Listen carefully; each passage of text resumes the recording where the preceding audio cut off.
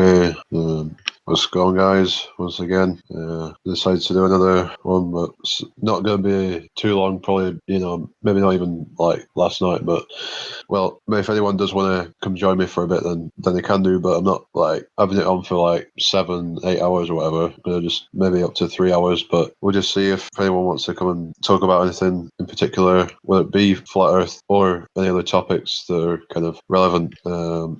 Because I try to open it up to different topics, because that way you can, kind of reach out to more people, and obviously, it just makes things more interesting, and when there's more things to talk about, really. So basically, obviously, if you believe in a globe, then you have to believe in lots of, assumptions and things like that, assuming that, somehow, sort of, gravity, an unproven force, is, responsible for us being able to cling to a spinning ball that's not only doing that, but it's supposed to be shooting through space at 450,000 miles an hour, or, some are saying it's supposed to be shooting through space at about 2.2 million miles an hour around the Great Attractor or whatever. But all the, I've seen all these different speeds that are supposed to be going on, and it just doesn't make any sense that, this supposed force can actually be down when it doesn't seem like there's really any force at all, or at least it's not just like a weak force. It could be, an actual static force, as some might call it, which is obviously, it kind of makes more sense than, the conventional answer for why things fall. Obviously,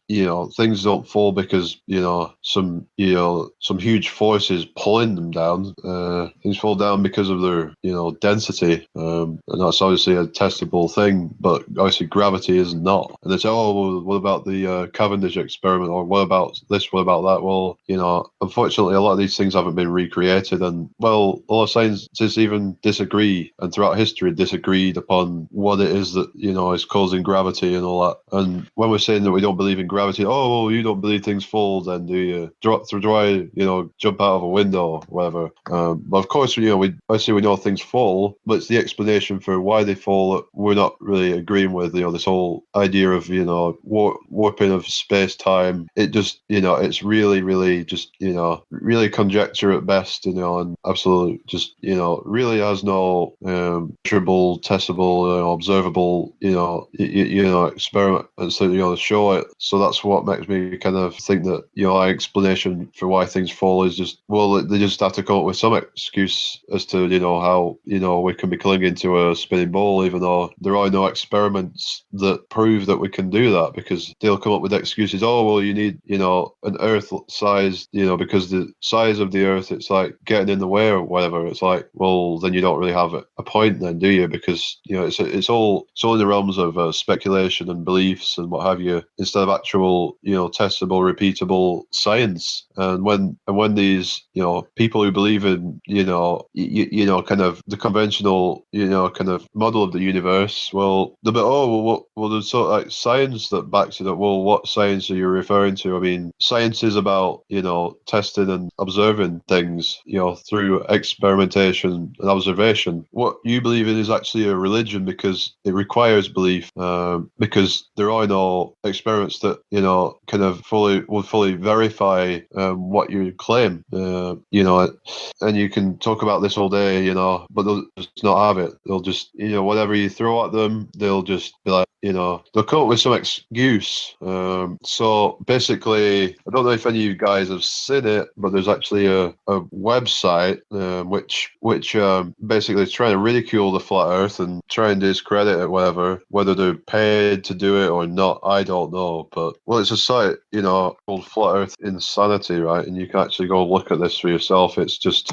well, kind of go actually kind of look through it a bit, because I've seen this before, and it's just, so it's trying to answer where is the curve. Well, that's a valid question, because no one has ever actually measured any curve. So first of all, you need to understand that your horizon is not the same as looking at the whole Earth. Well, duh. Of course we're not looking at the whole fucking Earth. Like, we know that. You can only see a very tiny portion of the Earth until you get a very great distance away several Earth radii. So how much? I mean, several. I mean, wouldn't you have to be the Earth's, I don't know, radius away probably to see the whole Earth, or a bit more maybe? I'm not too sure. Maybe the Earth's diameter. I'm not too sure, but it's saying you'd have to be, several to actually, see it. Whatever. I don't know.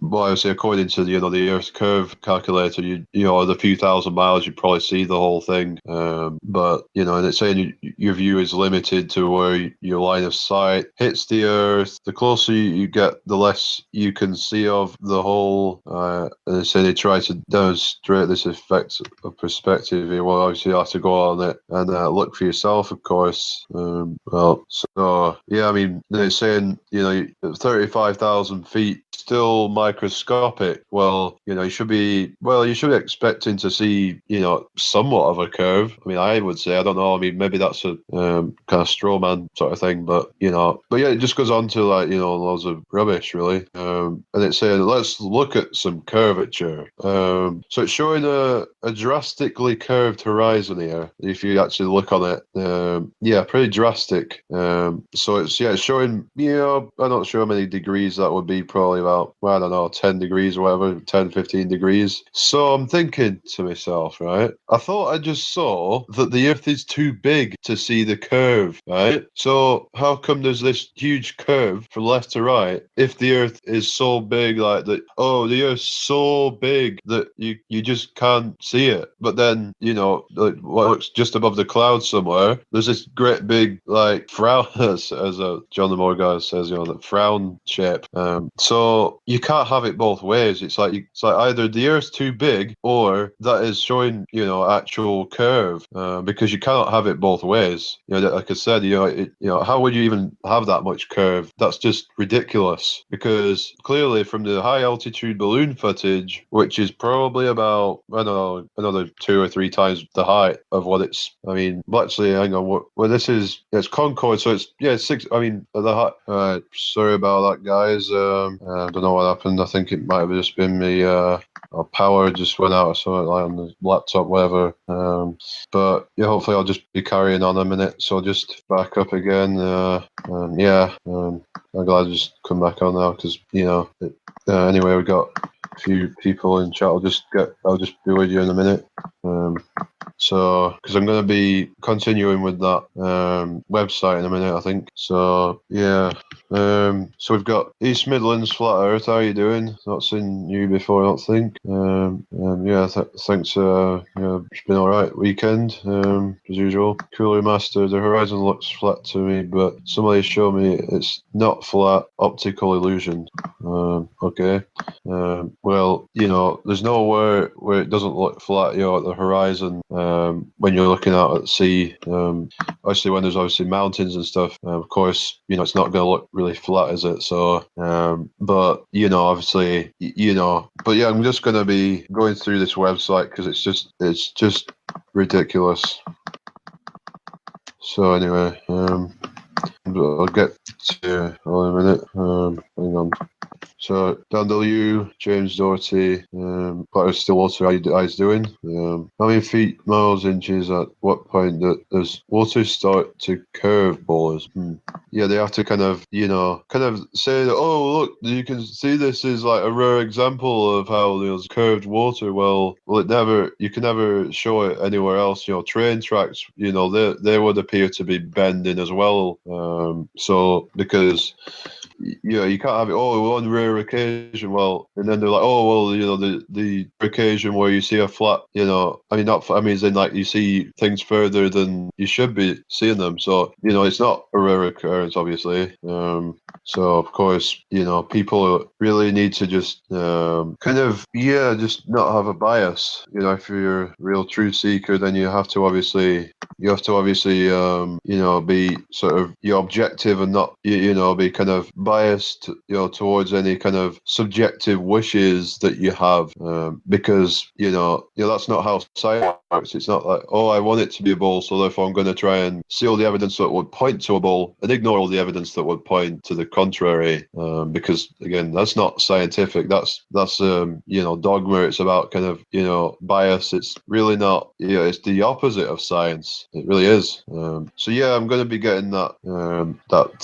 site back up in a minute. So I'll just type in it's called Flat Earth Insanity if anyone wants to go and see it, because it's it's ridiculous. I don't know what they're trying to do. I mean, because they don't even prove anything. It's just bullshit. So let's look at some curves. That's where I got to before, and it's saying it's not a fisheye lens, or the aeroplane could be distorted, bent. Also, this is horizon sagittal curvature. Again, like I said, would you even see that big of a curve on a ball? That's kind of, it looks a bit drastic to me. I mean, how much would you be seeing from your left to right perspective? Because I don't know obviously exactly how much of a curve it's showing really, but it's pretty noticeable. And then it's saying a flat earth favorite. They often send it to me. Again, shows horizon sagittal curvature. It looks completely flat to me. And it's saying here is a neat trick. Resize the image horizontally to help the curvature stand out. I don't really see any curve, even when you're doing that, to be honest. Nowhere near as much as what it's showing on that anyway. So, the top one is, Concorde's supposed to be about, 60,000 feet. So, over like 35,000 feet, whatever it is, there'd be like zero. That doesn't make any sense. There'd at least be some, and then it's showing, Lake Pontchartrain Causeway shows a clear curve, and you can actually go on and look at this. This is just, I mean, again, if this was actually, the curvature of the Earth, then why is every other, picture showing a flat horizon? It's like, why is it like a noticeable curve at what, like, I don't even know how it's supposed to be, like a few hundred feet or something. I mean, give me a break, like. So on the one hand, it's saying the Earth is too big to see a curve, but on the other hand, it's saying that you can see it, from, pretty low down, to be honest. So now, again, you cannot have it both ways. You just can't. So, you can argue with this all you want, but it's just, these people are clutching at straws, clearly, So it's just, the most ridiculous one it shows, probably about the most ridiculous one is one where it shows the Mount Rainier one where, look, there's flat Earth here. It's not, why isn't all of it visible? Well, they're saying that, but hopefully I'm going to address that on a video in the future, because I'm going to completely destroy that and actually kind of, it'd be fun to do, because, yeah, it obviously shows, how the horizon isn't, rising to eye level or whatever. But of course, atmospheric conditions are going to play a part in that. And you can argue, that, well, it's not at eye level, but how can you really tell where the actual horizon line is? It's kind of blurred. It's kind of you cannot just. I mean, we're not saying it's going to directly rise to eye level, because obviously, atmospheric conditions are going to get in the way of your true horizon, if you want to call it that. Because the opacity of the atmosphere will block things out far in the distance. So it's clearly fallacious. Clearly sort of, not taking everything into account. It's just, it's, we would have already been shut down, if that somehow proved the curvature of the Earth and been shut down. Just seems like it's cherry picking. It's just, picking the bits that it wants and kind of say, it's because the horizon, is bent to make it look flat or whatever. It's kind of, what the hell? So it's like they cannot, and obviously it's showing that that thing with the power lines. Of course, that's been debunked. So, of course, we've got OBL Music, how you doing? Cynthia, we'll see, how you doing? Dislikes already, wow. Yeah, who cares? It's not going to stop me. But yeah, I'm just kind of responding to this website that's just posting rubbish. and it's, you know, obviously that power line thing is just, you know, why do we not have loads more examples of curvature? You know, train tracks that are, straight train tracks that are, bending, into each other at the horizon. It's never going to happen. Obviously, when you're looking across bodies of water, there are, especially, at ground level, when you're looking, at sea level, when you're looking out, through the, thickest, layer of density, of course, it's going to, and obviously, it could have been something to do with the camera, but, if that was somehow proving curvature, then you'd have to have something left to right as well. Clearly a flat horizon. So, if you can actually see the, the curvature that way, then you should see it, in your left to right perspective as well. And some might be like, oh, well, if you slice the top off an orange or whatever, and like, then it's like, oh, well, look, you get a flat horizon on a globe as well. And, I kind of, contemplated that, and, and I think Mick, says that would be the case. I'm not sure I'd agree, because, of course, you'd be looking down at the horizon and you'd see it kind of curving away. I think from that sort of central point, it would, be kind of, be declining away from that point, sort of. But it's debatable whether, it would be visible at kind of, lower altitudes, how high up you'd have to go. Unless I'm not sure if we'd, detect it with our eyes. Maybe you'd have to, get a camera shot and, and analyze it that way or something. But yeah, anyway, Arwin, how you doing? Dave Hinkle, how you doing? So yeah, well, we can point out the flaws in what they come up with, and they're saying, this thing, favorite image of the curvature of the Earth because I own this original print from 1969. Well, how can you know it's actually a real photograph unless you've actually took the photograph yourself? How do you know it's not just some photoshopped thing? So it's like they'll use arguments that suit them, but when there's arguments that are contrary to that, well, they sort of will just ignore it. So yeah. Anyway, see what's going on Twitter, because there's usually globe defenders on there that are constantly at it, like every day, just pumping out the same old rubbish. So well, there was this post that Hapless Dark Star, what the hell, they put out this these pictures of showing the horizon not rising to eye level. One thing to note about that, now compare two images. One was took from an aeroplane by the looks of it, and that height was at 24,854 feet. Okay, so it's pretty high up. Okay, fair enough, you'd expect to see some declination of the horizon, but of course, atmospheric conditions, it's really hard to tell if you're seeing the true horizon or whatever. Atmospheric conditions and what have you, like a false horizon, and we can't see beyond that because of the opacity. So how can you use that as really an argument? Because clearly there's atmospheric conditions. But another picture that's another image, shall I say, shows eye level, and then it shows where obviously the horizon is, well, it's significantly below that. Now the problem I have is that how come it, you could see it, nearly 25,000 feet. There was this like slight sort of drop off in the horizon from eye level, and then just a minute, and then just bear with me a minute. Right.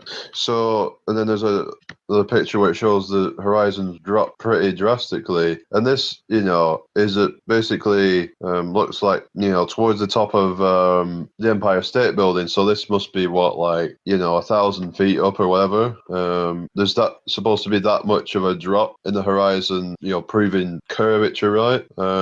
Then at almost 25,000 feet, it didn't seem like it was showing any more curve. If anything, it kind of looked less. Now you could say, well, it zoomed in. Well, fair enough, but being at that high and actually seeing the horizon drop, like that much, it's just clearly there's some kind of hazy conditions. Because you can clearly see that there's probably some hill that you can see, in the background, it kind of looks a little hazed out, so it kind of looks a bit greyish. So everything beyond that point is going to be even more drowned out by the atmosphere. So there could be, hills and things that are beyond that you can't see simply because the atmosphere is so thick. And in a place like New York, come on, man, New York, one of the biggest cities in the world, one of the most densest cities in the world, is going to be a lot of atmospheric conditions, even over a few miles. It gets so thick that you simply can't see things any further. So, if it were curvature, then I don't even think the horizon would probably even drop by that much. I don't know. I mean, who knows? But anyway, got Billy Sunday. How you doing? So the thing is, it's like, yeah, they'll say that the Earth's too big to, see any curve, but then they'll say, oh, well, look, you can see a drop in the horizon from, 1,000 feet up or whatever it were. Let's even say it was 2,000 feet up. It weren't even that high up, probably. I'd say it was probably, we're probably 1,000 feet. It may not even be that high up. But somehow they think this is proof that the Earth is a ball. Clearly, there's some kind of atmospheric effects going on because, this doesn't usually happen unless, there's, like I said, if the atmosphere is so thick, then it will stop you from seeing any further. I would like it, if people could actually try out on different days where there's different visibilities and because until then you don't really have a point because you're probably looking for confirmation bias. You'll be, oh, this is proof, but then we'll rebut that. And then it's like, well, you'll not ever accept any of our evidence, such as the long distance photography. Things being seen many miles away that just should not be visible. But what can I say, really? Like I said, the people are clutching at straws because it suits their kind of confirmation bias. So on this power line thing, it's somehow they'll say, well, the Earth, they'll say the Earth's too big to see a curve, but then they'll show some thing with the towers supposedly showing a curve, and it looks pretty steep toward the end of it. So this just doesn't add up. Billy Sunday, the sky over the heavens are hyperdimensional.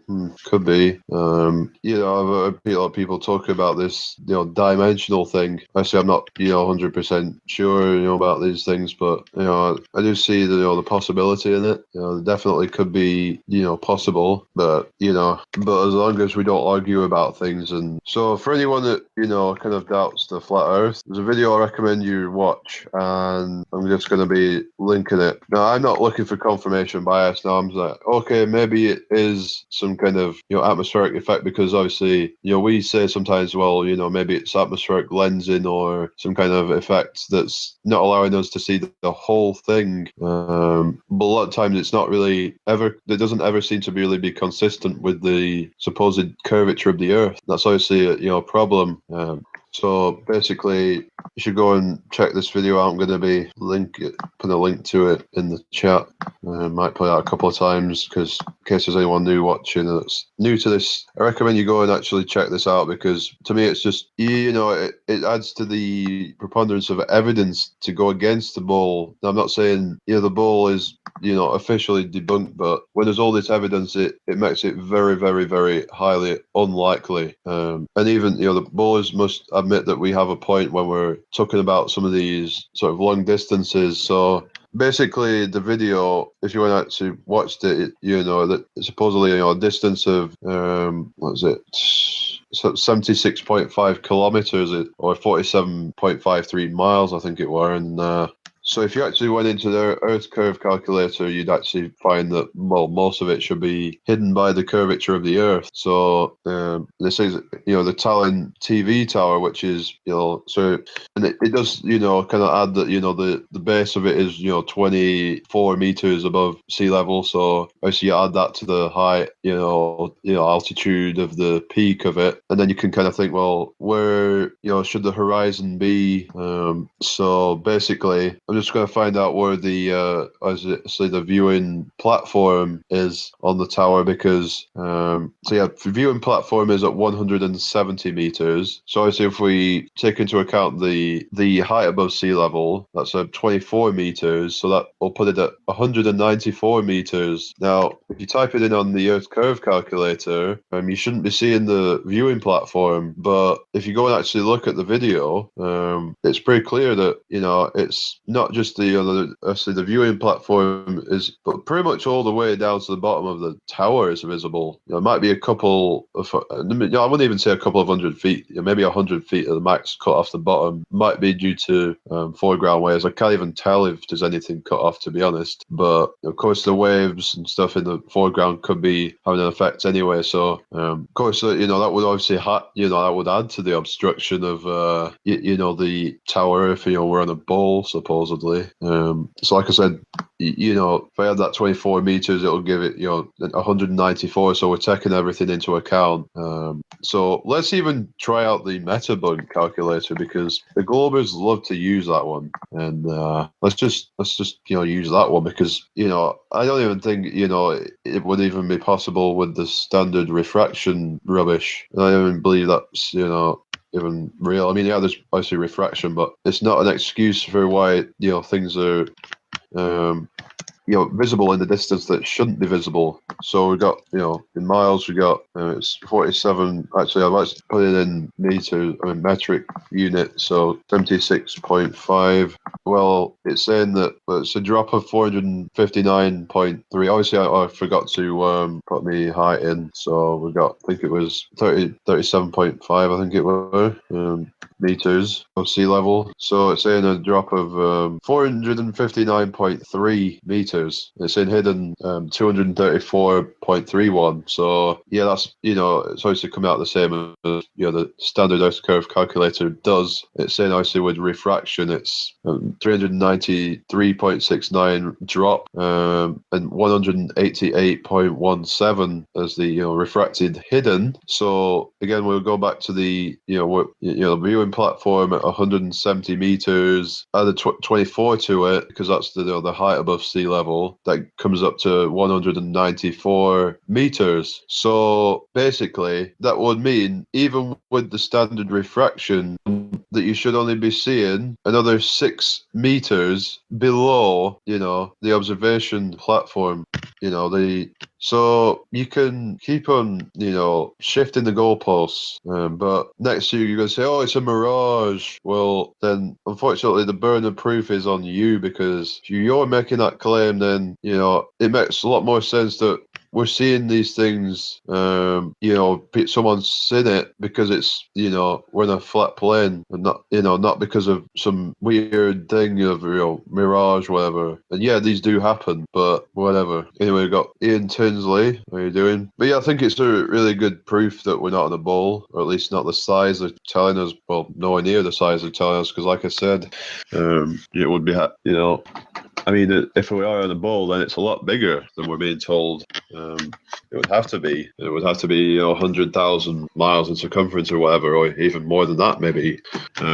But again, these people just keep shifting goalposts, and obviously, I used the meta bitter, and it's like, well, even with that, again, I said, you should only see another 6 meters of it below the viewing platform. I'm taking everything into account, so it would have literally having to be refracting, hundreds of feet, whatever, in order for you to be able to see all that. Now, are you going to believe that, or are you going to believe that it's because we're not on a bowl, or not on a bowl the size of what we're being told? So you can deny common sense, or you can be a spinning ball Earth believer. Not trying to offend anyone.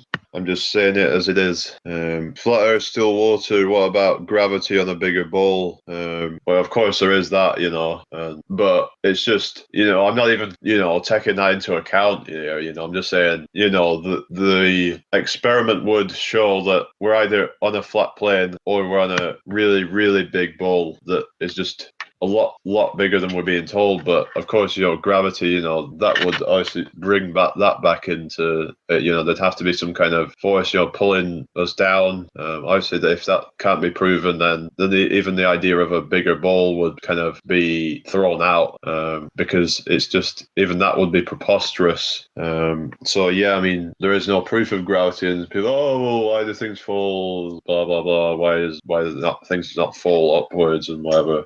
Obviously the answer is probably down to static electric charge determining up and down, which obviously the bowlers don't believe there is an up and down because it's all relative. Basically, according to their doctrine, it's just kind of doesn't make any sense at all, really, when you think about it. When I hear arguments like, when I heard Bob back when it was the Mount Everest, you go up to Mount Everest, why can't you see the ice wall? And I was like, it was kind of a facepalm moment, it was like, so I responded, I was like, well, obviously, the answer wouldn't, the conditions get in the way, and of course your perspective get in the way of you being able to see it. That's, assuming that the ice wall even exists. I mean, I don't even know if there is a 360 ice wall that a lot of the flat earthers seem to be claiming there is, and there's no proof it goes all the way around. There's not even any proof that we're on a friggin' circular map. That could be another straw man that's pushed to try and make us look stupid. Derek Nelson, nice link, 47 miles away, no tilt, Earth is flat 100%. Yep. Yeah. Well, but refraction though, well, prove it. Just put us up, put us all out of misery, and just we'll all go back to sleep. We'll all start believing that chemtrails are contrails, and that GMOs.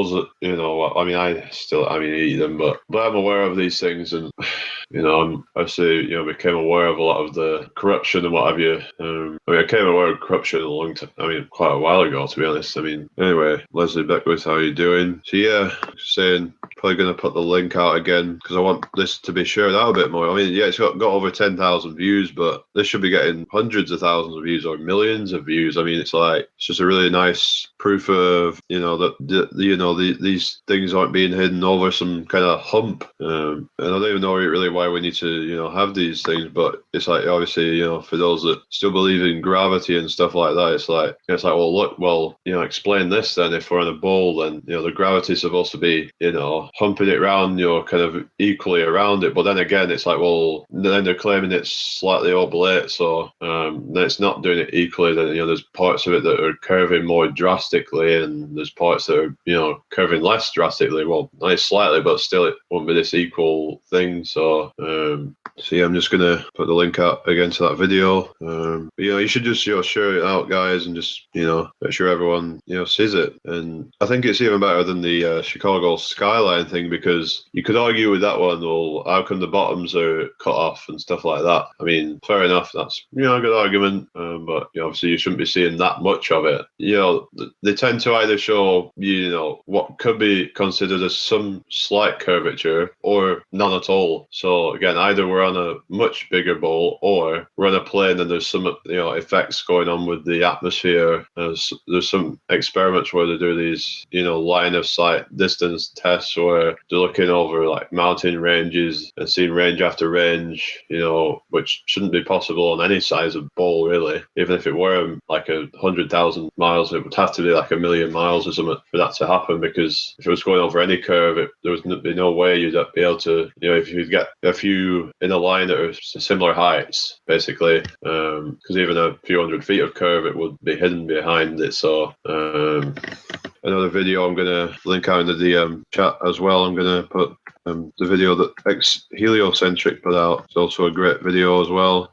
So just I think maybe Globebusters should have shown this. Maybe they haven't seen it, but I think it would have been good if they would have actually kind of shouted this guy out, because it's just completely undeniable.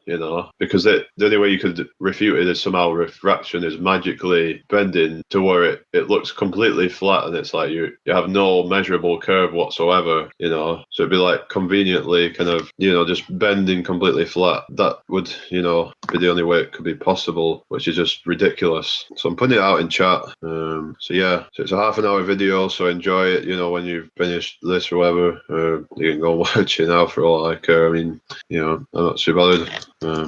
But let's just see if there's any new videos out. Apparently Katy Perry mentioned Flat Earth and deletes the video. Mark Sargent has shared it out.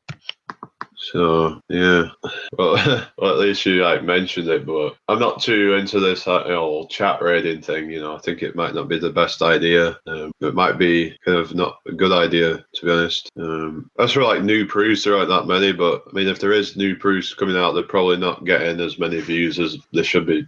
Getting really. Like I said, line of sight tests. Exheliocentric. It's not even. Well, I think I'll just check the viewers the views it has.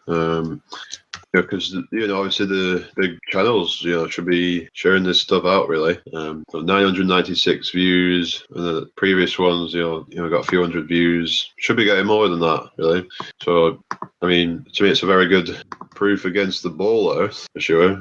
But yeah, all that the bowlers can come out with is convenient excuses for things, because they know they have no argument, so they have to come out with some convenient excuse. So simulation theory. I find it kind of interesting in a way, but in a way it to me kind of promotes nihilism. You might as well believe in a spinning ball. It's just, maybe it's just that the term simulation isn't really good, because maybe we have a limited, we do have a limited understanding of the reality, and the term simulation means that it's some virtual reality that, we're not in the real reality, we're in some virtual reality. So this advert on TV, whatever it were, some, BBC bullshit, going on about, fake news, alternative facts, and clearly they're clamping down on, what we're talking about. They're trying to, they're trying to do something. They're trying to, fill people's heads with nonsense. That's what they're trying to do. It seems like they're pretty desperate now. When people are talking about certain conspiracies that they think about, then, say reality check, whatever. It's like, well, we're promoting, obviously our stuff, and obviously some people promote hoaxes and stuff, and 9/11, Boston bombing, Sandy Hook, Orlando shooting, whatever, 7/7. Which a lot of people think are, false flag hoaxes, in the truth movement. But it's like obviously free speech and all that. But it's like they're trying to probably fill people's heads with nonsense of, official narrative. And it's like they should be, it's like if they are actually telling the truth and that they're being honest, then they wouldn't be scared of people investigating the opposing story to that. As I say, truth doesn't fear investigation. Is it, most of the, 9/11 truthers or whatever, or Sandy Hook truthers or whatever, they know the official narrative, and then they look at that and think, does that make any sense? And they look at the non-official kind of, belief that some people have of how it could be a media stunt and fake deaths and what have you. I mean, and I don't really, think it's something that we should really be focusing on too much, because, if it turns out that it was real, then it could discredit us and make us look like, that we're being kind of disrespectful to those who died. I mean, we're not doing that if we're skeptical of whether, or not something's actually, happened the way it's been told. But we have every right to, air our thoughts on that, because, again, if they don't have anything to hide or have anything to, that they're lying about, then they wouldn't fear anything. They'll be like, well, say what you want because we're telling the truth. So, they wouldn't be worried about it, Pizzagate, whatever. They wouldn't be worried about any of that stuff if, well, Arwind, despite 2 years of Flat Earth videos and people yapping on about it shutting up bowlers, well, could just be a, distraction when this online thing of, debates, supposed debates, it's not a debate, it's a, discussion, what is, the shape of our home, we've been told it's an oblate spheroid, so if it's an oblate spheroid, then that means there has to be curvature. It's that simple. Unless they can prove it, then there isn't any, and it's a plane. Anyway, passion for Flat Earth, the amount of what's in it? FE community is disturbing, whatever. So again, this 47-mile thing, this 76.5k. Again, with the height of the observer taken into account, and the Metabunk website used, which is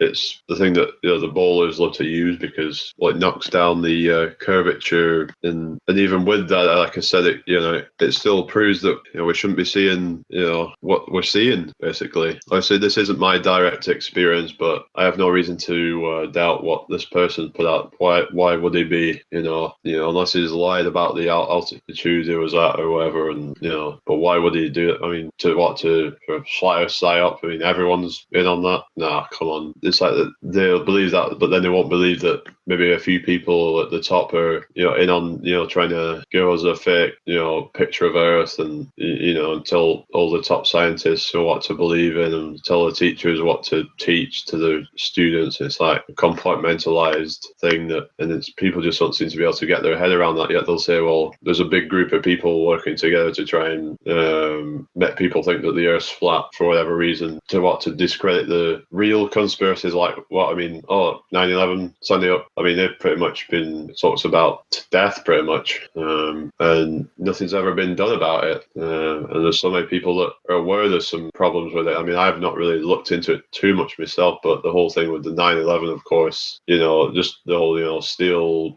thing of the planes supposedly somehow penetrating through that, and it just doesn't make any sense really.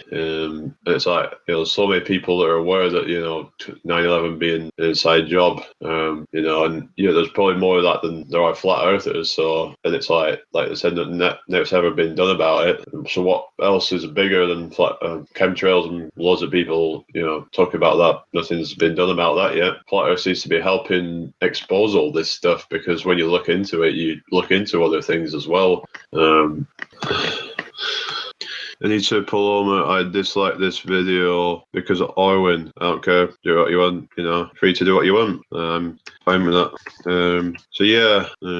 Katy Perry mentions flat Earth. Well, don't worry, Orwin, it's fine. So I don't know if you guys think that maybe the South is a distraction to keep us from focusing on the North, possibly. And so why is there no focus on the North? What's really at the South? You have to assume there's some ice wall and there's more land or a dome past that, but there might not be any of that, to be honest. Or if an experiment would add to more direct and reliable proof of gravity, then bowlers would have used it and shoved it in our faces non-stop, but they haven't. So I have to conclude that it does not. Yeah, I mean, if there was actual proof of any of these claims, real, undeniable proof, they would be using it. And obviously, there's any things that go against the ball, and they cannot obviously, refute them all at once. So what they focus on most is, trying to prove their own model with, sky observations, which is obviously a red herring, because you can't get measurable curvature by looking up in the sky. It's ridiculous when our observations down here on Earth, the Earth that we're on, tell us something different. So we're supposed to ignore that in favour of what's going on in the sky. I'm just not buying into that rubbish, to be honest. But yeah, it just seems like all the, ball Earth theories are just so convoluted. It's like, it's like people get these PhDs and they still don't even understand what it is. It's like, you think, that the easiest explanation probably be the right one, because, it's usually the one that requires the least amount of assumptions. If you don't, require loads of assumptions, if it doesn't require loads of assumptions, it's probably closer to the truth. So like I said, 47 miles, another great, curvature test, along with the Colorado Rocky Mountain curvature test, or flatness test, depending on which way you want to look at it. It's based on pure natural science. No assumptions really. That when you're talking about, the sun, the moon, and all that, there's speculation, but that's not to do with the shape of the Earth. That's more about the cosmology and everything. I can't believe that that Globers use, images from space as proof of the shape of the Earth, surely if we, were on the ball, then we wouldn't need, that kind of argument, that supposed proof. So, well, I can't say really. I mean, so when they use arguments like, why is the ship, going bottom first over the horizon? It's, well, how do you know it's not due to the waves in the foreground obstructing it? Prove to me that it's not that, because what they do is they come up with arguments that they think that it's exclusive to the ball Earth. It's like some silver bullet proof of a globe Earth, yet they won't try and, open their minds up a bit more and think how it could be possible on a flat Earth, such as sunsets and things like that. But yeah, because Neil deGrasse Tyson was saying something about how that the sunset from top of Burj Khalifa a couple of minutes later than at the bottom, so that the fasting they would they have to wait longer to break their fast. It's just ridiculous. I mean, like that you'd actually do that. I'm at the top of it, so I have to. I mean, some brainwashed people, isn't there? But yeah, I mean, so somehow that proves that we're on a ball, that you can see that the sun back in. Well, obviously the amount that you bring the sun back into view, how much kind of above the horizon you bring it back in by. That's the amount the horizon should have dropped, which doesn't make any sense, because unless there's some kind of atmospheric kind of opacity, it's too much. And there are examples of that, of course, and the picture I was looking at before where it showed the horizon drop quite a bit, but you'd be getting like a gradual drop in the horizon, but the sun would obviously be staying where it's at. I mean, it looks to me like the sun, gets smaller off in the distance. I'm not too sure about that, because it seems like the Globers try and refute that and say, well, it's you need to use a solar, filter or whatever. And fair enough, but again, they think that this stuff's exclusive to the ball Earth. So yeah, of course, there's just no proof of curvature, no proof of motion, no proof of gravity or anything like that. If that's the case, then their whole model is completely thrown out. If you disprove even one of those, their whole model is thrown out, because if we're not moving, that means we're the center of the universe. Disproves Big Bang and all that. If there's no curvature, well, that disproves that it doesn't disprove that we're moving, but kind of makes you look into that and see if that's valid as well, so it kind of helps to kind of debunk it, because if we're not on a ball, then why would we be moving? Or in no literal ball-shaped, consistent curvature to be found. That Ireland von Vicious guy, I mean, he was saying that you'd have to be at 65 miles to see the whole Earth, and I was like, what are you talking about? It was like, oh, well, the ISS is 250 miles up, so it should be like, seeing the whole Earth. So I was, don't know what he's talking about with that, So anyway, I'm not sure if I'm going to be on here much longer. I'll be doing a proper hangout tomorrow night. So yeah, of course it, should be fun again, and yeah. So yeah, all the Globers can do is throw out, red herrings and, look for confirmation bias and what have you, and, cherry pick. That's basically all they can do, It's a shame, isn't it, that that's all they've got, is they haven't got any measurable curve. You never think about this as a kid, because it's like, so you got other things on your mind, haven't you? You assume they're already way past proving the blow, and you just think, well, they're discovering black holes, or discovering dark matter, or they're discovering dark energy. They're gonna discover how to do wormholes. They're gonna find out if we're in a multiverse, an infinite multiverse, whatever. They're gonna do all this other stuff, and it's like, it seems amazing, but when you think about it, it's just more propaganda, isn't it? It's just more BS.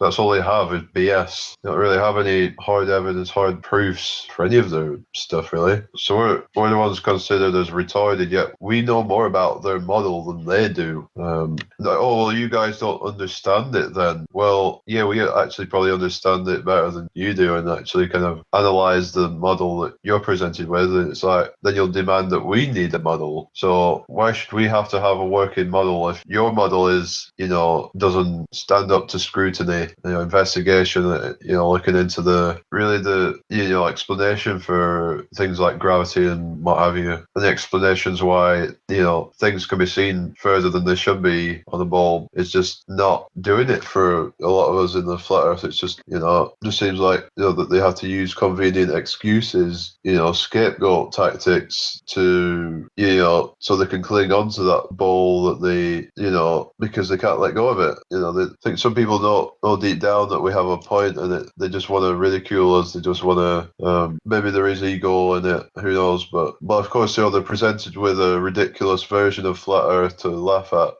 Thing is, they're not exposed to all the information. They don't understand the whole cosmology of it, because we know both the globe and the flat Earth model way more than they know it. So I don't claim to really know everything about anything. I don't know anything about anything, to be honest. So, but yeah, I mean, what can I say, really? So this power line shot, if this somehow proved curvature, then there should be a lot more proofs like that. If not, then they don't really have much of a claim. It's that, it's obviously not just one experiment that flat earthers have done, or globe earthers as well, that, put out, they don't realize that they're putting out evidence for a flat earth. Longest line of sight photograph now, if we're on a globe, it shouldn't be possible at 273 miles, something about 800 meters. The horizon should be 800 meters above the top of the peak, and you can see a big chunk of the mountain. So I think it was Ali B or something saying there would have had to have been about 2 kilometers of refraction or whatever, 2,000 meters of refraction in order for that to have been possible. Well, I would have said it would have probably been about, well, if you look at the curvature, obviously 200 odd miles, you're talking about a difference of miles, aren't you? 8 or 9 miles probably. I don't know exactly, but I mean, if it's 5 miles at 200 miles of drop, you could say, well, that's because what you're looking at is high up, and you're high up on a hill looking at it. So but obviously the camera would be having to point down to look at it. I mean, is that actually happening? Doubt it. It should be having to point down a couple of degrees at least to see some of these things. Like they're supposed to be, and also they're supposed to be at some angle pointing away somehow. It's like when you really think about these things, it's just it can't possibly be right. Yeah, I mean, we know all the comebacks. I say that's why I don't bother inviting these people on, because I'd rather invite someone who's new to it, who is coming to ask questions, because then I can just because they might not, because they'll probably have more of a fair discussion with you, because we know that we're not in these supposed debates. We know that no one's like going to convince the other side, so it's like, well, what's the point? Well, anyway, not going to be on here much longer. Not much to talk about right now. I like it when other people come on, of course, and kind of bounce ideas off each other. But let's just face it, we're being lied to. The grand scale, we're being lied to every day. Whether you want to believe we're on a stationary plane or not, it doesn't matter about any of that. When I'm talking about, we're all being lied to in some way or another by a power structure that wants to retain that power, so they have to deceive us to make us think that we're, that we need an authority over us. They will skew things to suit their narrative. Well, anyway, Jimmy the Jewish Jedi, remove Orwinner's mod, he's parasitical. Well, that's your opinion. You're free to have your own opinion, but, it's not done it to me, so it's fine. Well, yeah, anyway, I'm gonna fire still water, any chance of a link, Jamie, to talk about dimensions. Go on then. We're gonna wrap it up, but I'll keep it going a bit longer. We're gonna keep it going for another hour anyway, so I'll let him go on for a bit, talk about dimensions. Anyway, I'll just be waiting for Nick to join, because he wants to talk about dimensions, so cool. Right. So Cynthia, Leslie Beckwith, but it's legal over in tons of people growing up talking about cannabis or something. Well, without it being legal in some places, so Hey, Jimmy. You said you wanted to come out and talk about dimensions. Yeah, just thinking about the day with my mate and that. So we think about, this 666 thing. Right. So think of the first six as 6 dimensions to a box, isn't there? So it takes 6 years to look at each square of the box truly in the shape that it is undistorted. Would you say that? I don't know. Think about it, a box or a book. I'll hold a book up in front of you. It's got a Right. Right. So if I'm right at the back of it and you're right at the front of it, we cannot see the sides and we cannot see the top. So that leaves 4 sides open, doesn't it? Right. So if you could see, all the way around it at once, right, you would have to stretch it out into one big strip, wouldn't you? Yeah, like a crucifix. Sort of, but it would be a bigger square, wouldn't it? Because you'd have the front and the back, but you'd have the strip that was the side down the middle, and then you'd have the side would have to be shared out, wouldn't it? It'd be like spread out, wouldn't it? Yeah, no. If you're looking at all the way around it from sitting flat, so you imagine it that way at first when you don't think of the top and bottom at first. Now imagine if the book opened out. You opened it in half. Now what do you see? Where do the pages open from? So what are you saying? So you've got a book and you see all the way around it. So now you've got a big line in front of you. So the only way you can decipher front from back is to know where one ends and the other starts, isn't it? Because you're viewing it without any breaks in between it. So you're seeing it all the way around, right? But now I'll open the book up. So what do you say now? Then it would become like a crucifix, wouldn't it? I suppose. Because it's doubled in width, but the side stays the same, but it gets thinner. So you'd know that it was getting thinner by one of them lines that would have been the thickness. Do you know what I mean? What you mean, like depth perception and all that? Yeah, as you open the book into half its thickness again, then you'd see one of them lines, because you're seeing it all in one go. You cannot walk around it, you have to see it in one swoop, like wrap round vision, so to speak. Right. But that's seeing it from 6 sides. So if you've got a box on a table and it takes 6 years to see it, right? Now we can still see 2 sides of the whole box between the two of us, can't we? If we get it at a certain angle, offset. What? Because like I can use 3 squares to make one half of the box, and you can see all them 3 squares, can't you? So what's your point of all this then? Like what? My point is if you apply this to the way we look at our points of view, because that's what they are, right? Right. So each square of the box is our own point of view, and when you're looking at it head on, it's exactly the shape it is. It's true, it's a square. You're looking at it straight on, right? So you've got to look at that box from everybody's point of view, and there's 6 points of view around that box, and it's all they're seeing it as their true point of view. But if you take the other 4 people away and just have 2 years, you can still see the whole box, right? Because if I get up, I can see the top and 2 sides. You can see the bottom and 2 sides. So between us, we can both see it. But as soon as we leave it to the 2 of us to see it, our view of that square and the 2 sides all become distorted. You see what I mean? Like the top becomes more clear, it's more of a diamond shape to us, but the 2 sides are a weed shaped diamond. You couldn't just draw one of them side bits straight off. Well, it's weird, like when you see on the TV, when you see like when they're playing the snooker, and it makes the table look square because of the angle. Yeah. So did you get that? I left a link before. It was somebody who does drones, and it's 3D drones. So it's a glass of water, and it looks real. It looks like you can pick it off the table, but when you walk over there, it's just a drone. They've cut the paper out, and all the angles look right. Have you not seen it? What are you talking about, like the fake 3D stuff or something? It's called a 3D drone. Somebody just draws it with a pencil, and it looks that real. It looks like you can go and pick it off the table. I've seen it where they have like a bit like sticking out of it, like so it gives that extra kind of 3D vibe to it. Yeah. It actually can trick you though.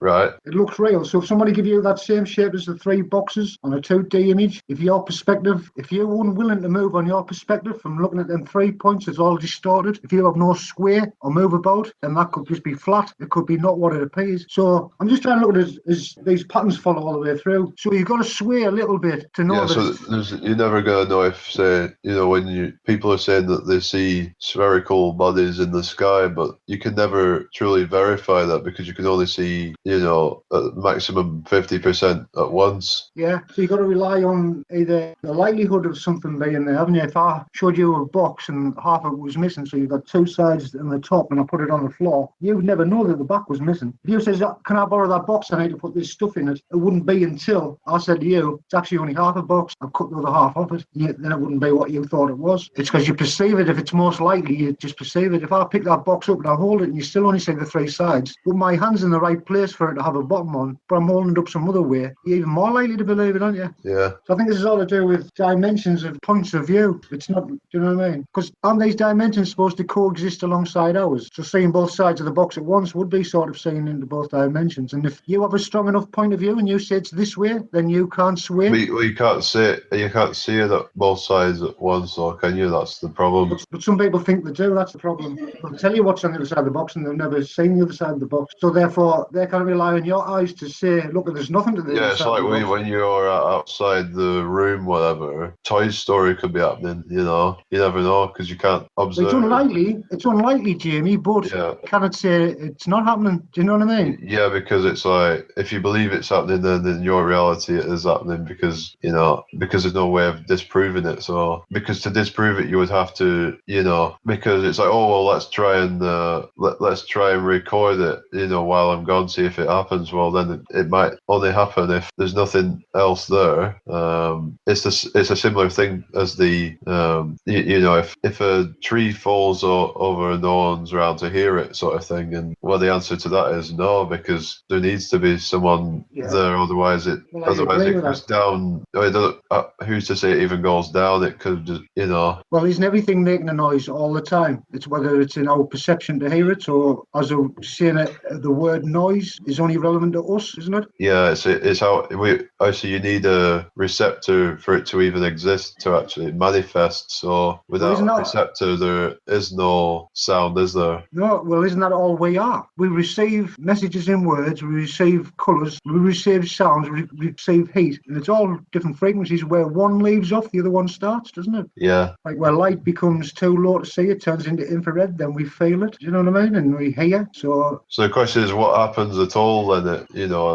When a tree falls over, well, if no one was around to hear it or see it, then what happens? It's what we believe happens. Yeah, it's all in your imagination right now, isn't it? Because it could have literally the tree could have literally done a disappearing act, and then some dead tree could have appeared on the floor. I know it sounds crazy, but well, here's one for you. It's like if you was an ant or a flea and you at one side of the room, even though I'm elevated right up in the sky, way above your vision, and you on a kitchen floor that's clear, would you see us? Do you know what I mean? So what are you saying? Like, as in, like, as things get too small, things get too big to see as well, isn't it? Like you're focusing in on a little bit of it. No, it's just not in your perception. It's like as you focus in on something in front of you, imagine something that far away and that big, you still couldn't focus in. It's just there's no way of focusing in. It's too big. Yeah. Like put your hand in front of your face and say focus into that. Your eyes are just not capable of doing it. So therefore, you see something, some sort of blur. But even detail, it's like we say things from other perspectives, right? So the ultimate would be to see the perfect square from every angle, wouldn't it? To see it exactly how it is. But if I'm seeing my square the way I want to see it, and I don't want to leave it any flexibility, and I'm using my imagination a lot, and it's my way, and you're not using truth, then you can't rely on that to say, well, what's the other side of this box, can you? Yeah, so part of it requires belief. So like when you talk about the shift of the earth, it's like requires that you believe in what other people have done, the tests that other people have done, to kind of validate it, as in like missing curvature or whatever, and you have to believe them. Yeah, because if you just going off of your own experiments, say if you've done your own experience, whatever, then it's locally flat, but you can't unless you gather enough evidence of lots and lots of people, then that doesn't really validate anything. It's like, say you had a map, all these maps that's going around. Right. There's people will say, oh, this map's real, or that map's real, and all this. Now, let's say, whatever the map is, it's roughly what it is. Now, how can you ever validate a map? You can only ever see so many miles of the coastline at once, can you? Yeah, you can measure it all as well, so... But can you? Can you physically go out and measure all this country, Jamie? No, you can't. So it's all the way along the line, you've got to rely on the belief that somebody else has done it for you, haven't you? Yeah. Like believing that square is an absolute square, exactly how they're seeing it, isn't it? So anything can be altered and changed. So there's no such thing as truth, there's only belief, isn't there? If you know what I mean. Because you've got to believe that something's true. Yeah. It's like if you get a Christian and a scientist, one will say we hear because of the Big Bang, the other one will say God made us. No, we both have the same evidence. We hear, we think, and we humans, same evidence, different interpretation, and they're both believers. Yeah, the problem with both of them is that you have no experience, proof of either the Big Bang created us or God created us. Then what's the real real explanation for how we got here, then the truth is, for me, is that you can't explain it. So people, when they can't explain it, they go for consensus. This person backs us up. That's great, but it doesn't. So you think it's something that's beyond our capability to understand? No, I don't think it's that. I don't figure out all the little details. It's like detail. Now, if I said, have you noticed this thing on this? It's got the way they've used these little fibres, and you go, oh no, I never noticed that. I always thought it was something else. And then you say, well, have you noticed these things on them little fibres? There's these little tiny little dots on them. Did you notice them? And I go, no. So detail's only there until somebody else shows you it. So are you really seeing them the same thing, or is it just you both believe there's extra detail to be seen? Right. Do you know what I mean? It's revealed to you, isn't it? Yeah. So it's not apparently until he's shown it. So do you think possibly it's that we're focusing so much on the details, is that then we're missing out on the bigger picture? Yeah, basically, yes. It's like we were saying, Neil, you simplify things down. It's not being patronising, it's just the things are much simpler than what they appear. It's adding all the details is like blinding you with science. Yeah, it's applying the Occam's razor, isn't it? Yeah, basically. It's exactly that, Jamie. What's more likely, like aliens from outer space or fakery?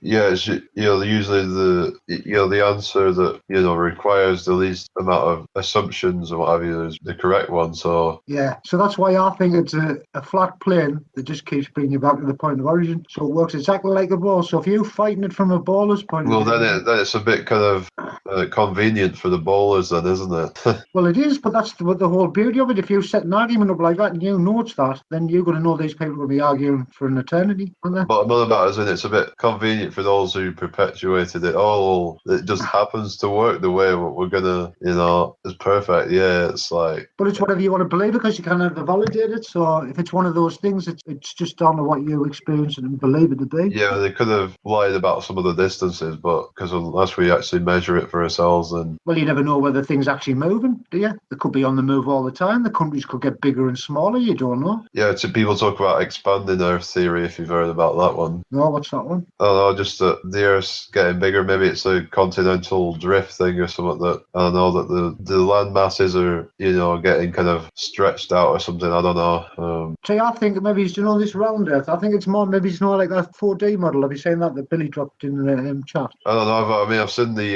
4D hypercube model. That's right. So a pretty interesting one. Think of this now. In nature, everything has its efficiency, isn't it? It's extremely efficient. It doesn't waste anything. So if you think of a load of spheres all together in a ball, there's all these little gaps between the spheres that don't fit together properly, do they? The hexagonal is the one that doesn't. But probably the most kind of convenient. But if you build a wall in nature, if you build a wall, which we do, it's square because it leaves no space, and if you interlock them and offset them, you can pack them with no waste whatsoever, can't you? Yeah. What about hexagonal structures? Because you see that a lot in nature, don't you? So absolutely, yeah. That's actually probably a better one because that is recurring, isn't it? So that's probably more likely using Occam's razor, isn't it? Like it's a very strong kind of structure, isn't it? But every bit interlocks into the next one, doesn't it? Like a brick. Yeah, exactly. That's why they don't just pile them up like kind of one the other kind of, because that would it wouldn't be a very kind of Well, I do block paving. Well, I did. I had a business doing block paving, so we use hexagonal blocks, like big massive honeycomb shape. Yeah. And if you stack them like you do bricks on top of each other, you could just stack them for an infinity. It'll be extremely strong. Do you know what I mean? Would still have to be flat though. You couldn't have them hexagonal in all directions because, or could you? So what do you mean? Good. Yeah, you could. Because it would have to fit together with no gaps. There's not going to be any bits in between. Can't have anything in between. Not in my head, anyway. There's no reason for voids. Well, apart from in your head, void in between the two ears.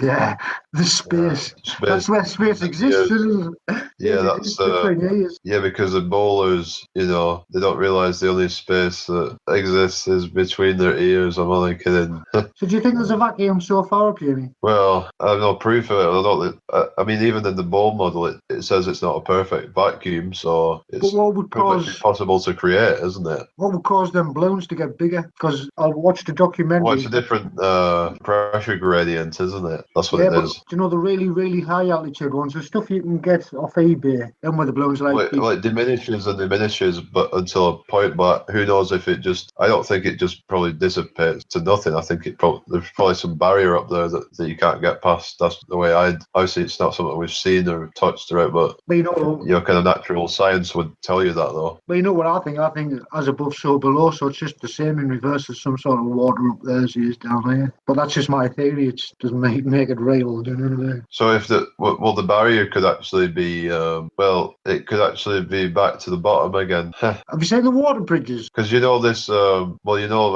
this supposed super saline thing that they can't get through. What if that's the firmament? If somehow you were able to get through, you'd be drilling through into the sky. Well, you couldn't get through it if it's dense enough, because did you know if you have some mercury, ball bearings will float on it? Yeah, because of the pressure, it's like so dense, and however it's been created, it's been done in a way where it's like it's a self-sustaining mechanism that Well, if it's that dense, that means you could take something like, say, imagine mercury. If you fill a swimming pool up with it and you drive a big JCB into it, it'll float on it. So you couldn't drill it. It would just fall back into the pool, wouldn't it? So you couldn't get through it. It'd be impossible. Yeah, I remember when the theory that I had that if when you loop in to back where you started, it might instead be that you're actually shifted into another dimension or something.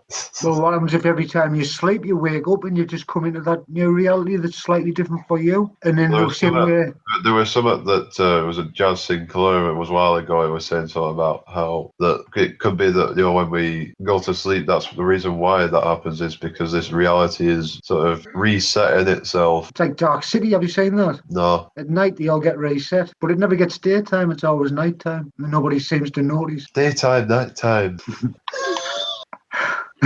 Did you watch Dell's Hangout? Oh yeah, that got a bit heated, didn't it? Yeah. To say the least. He's only human though, isn't he? Yeah. Yeah, man. But it's a shame that brings all the attention, isn't it? Yeah, because it was like getting like over 700 viewers at one point. Yeah. So. And imagine how many views it's got now since. Yeah, thousands. Yeah, but it doesn't get anywhere. That doesn't take you regret it straight after. But I think that was anger, wasn't it? You know what I mean? Yeah. I'll smash a his face in that. You can hear it. It's like, I'm not knocking the lad at all, because like I know he feels, but it's like, when you slip into your own accent, when he goes, me horns, it sound like horns, but the hands. Because I do it. I try and talk a bit different so people understand. But when you get angry, you sort of lose it and you just revert back to your normal accent. Yeah, like you just like it's funny, but it was kind of at the same time it was kind of serious. Not nice. Yeah, it's not nice to watch, is it? Somebody because it's like when I see it's caused to be emotionally triggered, and it's like because I can kind of understand, because that Dell was it was holding up to say, well, maybe I'm wrong, maybe you're right, maybe maybe you came up with that before me, and it's like but it was saying it's his experience, it's the way he could interpret it, and that he said that at the start, that he could, and then it's like, I don't know, I think that Antonio guy is just I think he's in it for the drama, to be honest. Well, I think it's a lot of egos getting fueled here. That's how I think it's more than anything else. Massive egos. Yeah. It's like, do you know when they get told, oh, you're an intellectual, or you really clever, and you see the little faces light up. Now, if you are really clever and you are an intellectual, your face shouldn't light up, because you already know. So it's like it's fueling your ego. Do you know what I mean? And it shouldn't. Well, that's how I see it anyway. I don't know you. Yeah, that's it. It's just like, It's like Antonio's saying, oh, they stole this and I done it first and all this. Now, he goes on about a gyroscope. So does that mean if I use the same argument, I use an old footage of a gyroscope playing it from 1940, I'm ripping him off, because it's the one that convinced me. So there's not many ways I could show that without probably mimicking what he's already done, what somebody probably done before him. And so it's this ego thing, I done it first. It's like I seen the flat earth arseholes video, and he looked a bit upset in the car, and I'm thinking... Yeah, because it's like, that thing that Dale did was like months ago, so, even if he did take the idea, it's like, so what, But I mean, there's flat earth arsehole, I like him. Now, what I see in front of me there, regardless of whether he's getting money and he's sat with IPS and he has his own opinion on him, but he's living a little adventure, and he's going round, he's doing what we want people to do, he's being active, and people's paying for it. And because he went round the public and with the lunar module t-shirt Yeah, I mean he's travelling about now, isn't he? He was in Texas last time I looked. But then he probably gets slated, whatever, for associating with Mass Powerland and whatever, and it's just. Well, I've got my thoughts on everybody, but as far as Jake, isn't it? As far as Jake Gibson, yeah. Yeah, as far as it goes, I just see a normal. Yeah, he seems like an honest guy. I don't think there's any. Absolutely. He doesn't get involved in the drama and stuff, and if he come over here, he's welcome to stop my house with his dog as long as he wants. You know what I mean? It's like I like the lad, so I would say to him when he gets these fucking emails, fuck them. You know what I mean? Just do what he wants. It's like it's his life. Yeah, and some might say, well, he's not really doing much but it seems like he is. He's got so many subscribers, so I mean, there must be something for a reason. Well, the way he presents himself and the way he does it, and he's always a bit of a showman and all that. Well, so what? Expecting somebody stumbling about. It's like if I'd done it. I mean, different personalities can be good because different people resonate with different people, and it's just a way to kind of appeal to different people. But as long as you don't get ego because you think that you're, an entertainer. Well, you can be an entertainer, but as long as you don't think, I'm the best at, entertaining people in the FE thing. Well, I've only seen his ego get a little bit big once, and that was when he done that. He demolished that DJ thing. What's his name? John Summit. John B. Wells. Yeah, right. John B. Wells. Yeah, his last one went further than he needed to. He had already destroyed him, and that's when I thought it came back on him when he done that live stand-up, just like bit him on the arse a little bit. What do you mean? Karma, like he did. What happened? Well, he done that DJ one, and he really gave him it, and then he demolished him by the second one, and he went on and took it a little bit further on the third. Right.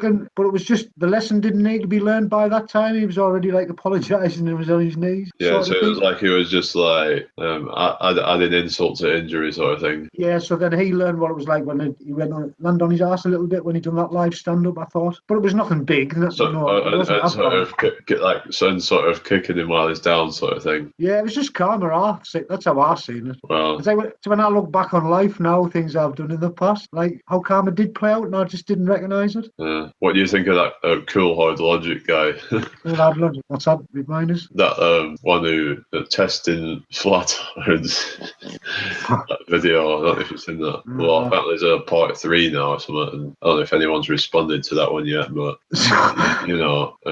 but it's like Gibson did a versus thing with Cool Hard Logic, like debunking and kind of throwing it back at him, so calling it testing globes irons. But it's like when it gets to that, it's kind of you don't want to stoop to their level. But I know it's comedy and stuff, but even so, it's just gonna be a perpetual, kind of like a fight thing between two sides, and it's not meant to be that. I haven't seen it, so I don't really know. I'm just saying, when people, throw out, ad hominems and things like that, and it's not needed. Did you watch the Flat Earth Asshole and IPS together? I mean, I saw the first bit of it. Have you seen IPS though? Was he what you expected? Apparently, I've seen IPS before. I saw him actually in one of his first videos, but he took most of them down. But apparently he was doing devil horns behind Jake's back or something. He's not the sort of person you'd have babysitting your kids, if I put it that way. Like, I wouldn't feel... You wouldn't feel comfortable? No, not at all. No, I don't think I could do it. But, like, that's me prejudging the lad. It's like, give it a Jake, like, he give everybody his credit. He didn't prejudge anybody. Well, it doesn't seem like he shows much emotion when he's, like, kind of... I know, like, sometimes people don't, but it almost sounds like a robot. It's just his eyes. Same with Eric DeBay as well.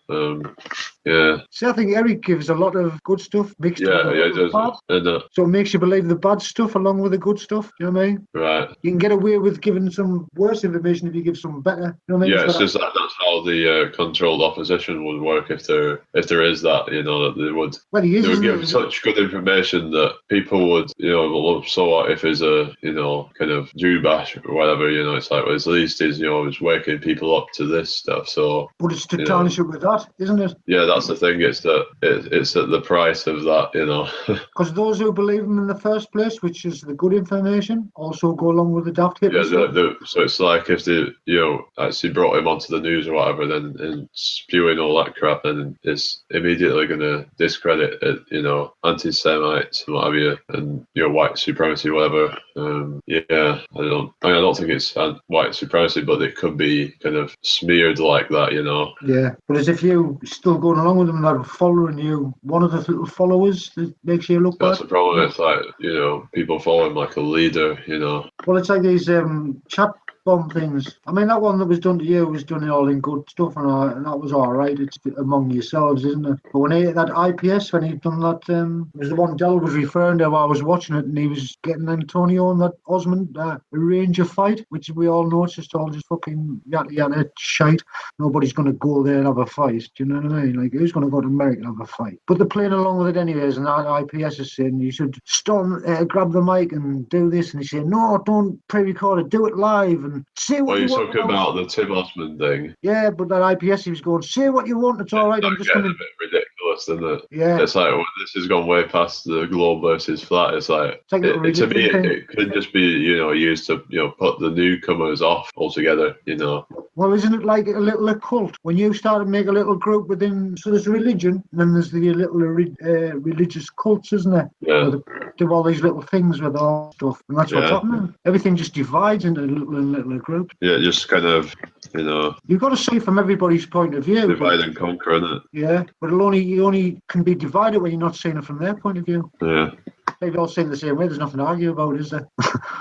Yeah. Because I think, you know, like when have you seen John Smith? I think he's at the beginning of his videos. He says, "Do you believe there's such a thing as original thought?" So what would you say about that then? Well, I say no, because everything has to come from somewhere. So even building a computer or anything has to come from somewhere within the conscious. Can't come up with it without a reference, can it? So some mechanism has to be doing that same thing within you. So I mean, it's not that the thought itself being original, but it's more about like the application of it and the, you know. But like, say you think you're sitting there right now. Now, if you was on a game and you're on a computer and say it's like a third-person game, so you're walking about with a little thing, right? Now, while you're enthralled in the game, you're there like Avatar, aren't you, in a way? But the real you sat on the chair, isn't it? So when you go to sleep, you can switch your computer off, but you reboot it and start playing the game in the morning. Right. But while you're away from the computer's sleeping, but that person in the game never escapes from the game, that character. While you're awake and you're walking about, that never escapes from the game. It always takes you to go to the chair. So just because we're here doesn't actually mean we here, does it? So does that? So if you know that's you know the computer like kind of rebooting or whatever, would that mean that say meditating or whatever, that would make that sort of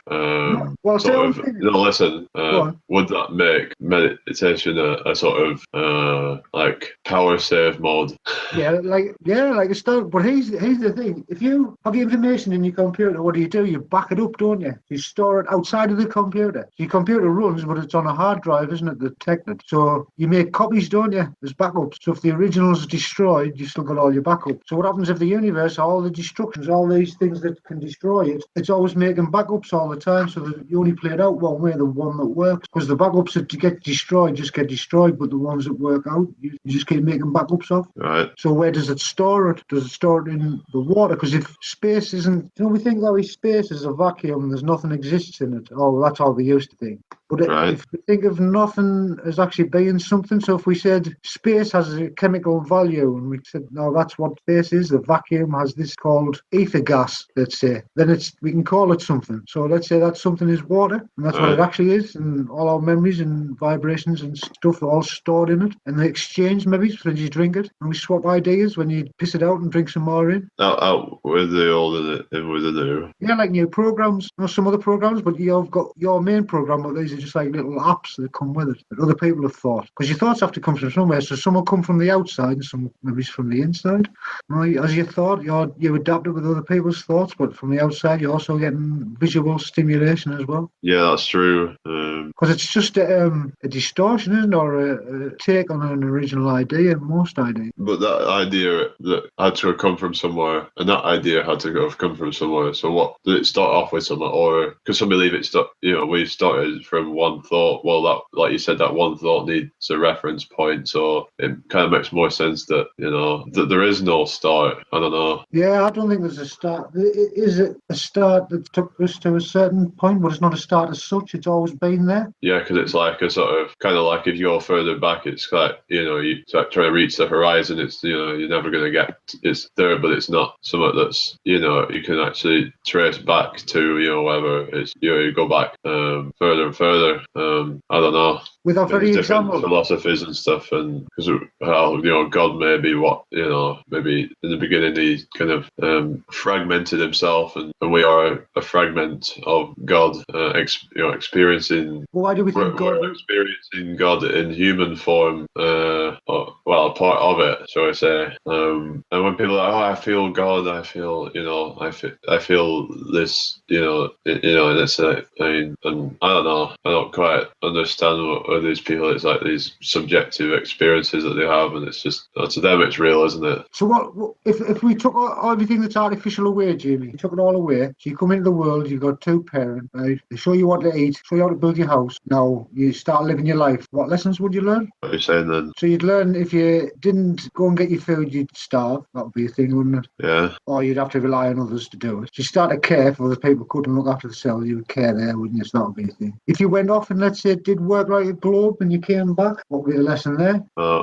Possibly, because people talk about heaven and stuff, but maybe that's we kind of go up, we ascend sort of thing, and we go up a level every so often, and we eventually get to a level where it's just pure happiness and what have you. It's just, but you have to learn to go through lessons and stuff to get to that point, and maybe you get to go with maybe you do get to go to heaven for a while, and then you have to go back to the beginning and relearn everything. Well, what happens if this is the original path to getting to that another concept of heaven? We on the path of it right now, and this is what this is going to eventually turn into. But we've got to go through all the suffering to know that it's heaven when we get there. Yeah, because like you're saying about how there's the whole duality of nature and stuff. Of you have to experience the evil and the bad. Well, it's like when I say.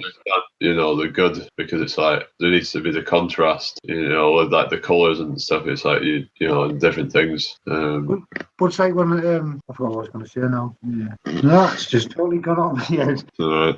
Hey, I'll just be a second. I'm gonna get a coffee. Alright. I'm gonna. Well.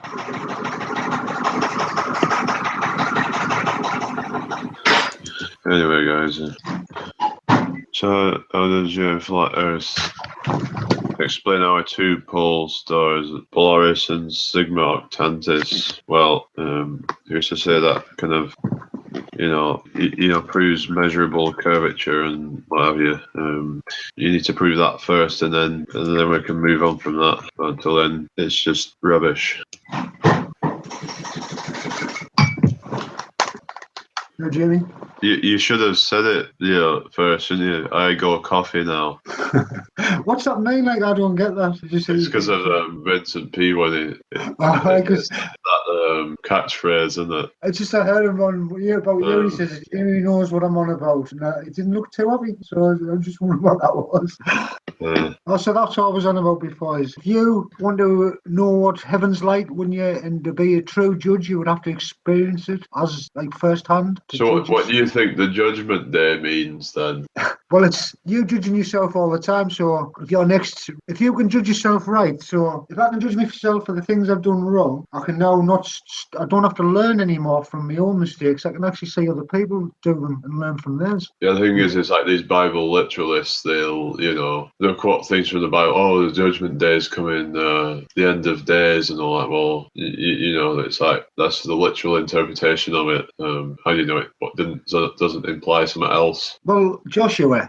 Right, I like Joshua, but he keeps banging on about Book of Enoch, veganism, and how he's reading it into the scriptures, and it doesn't mean this and it means that. Now, does it really take the scriptures to tell you yourself if that's what you're now doing? Does it take the scriptures? Yeah, true. You shouldn't have to kind of use that to kind of judge right and wrong, and that means you go into a book because you don't know it yourself. Yeah, because you're externalizing authority. It's a bit screwed up to me. That it's like, why do we really need to do that? that if because we know that they obviously children are they're naturally nice people, but it's been they're conditioned to sort of do evil and things like that. So, but you only do that when you're not listening to yourself, don't you? yeah, So you always know when you're doing wrong. I think you can choose to ignore it and not to see it. That's all you can do is choose not to see stuff and believe in things that are not there. right. Like believing in the curve. I think this is the thing with all that curve. I want to say what you can actually see at 8 mile. Can you see the 8 inches? 8 mile will be about. No, I mean over 1 mile. What would 8 inches look like? Well, you wouldn't really see anything, would I mean?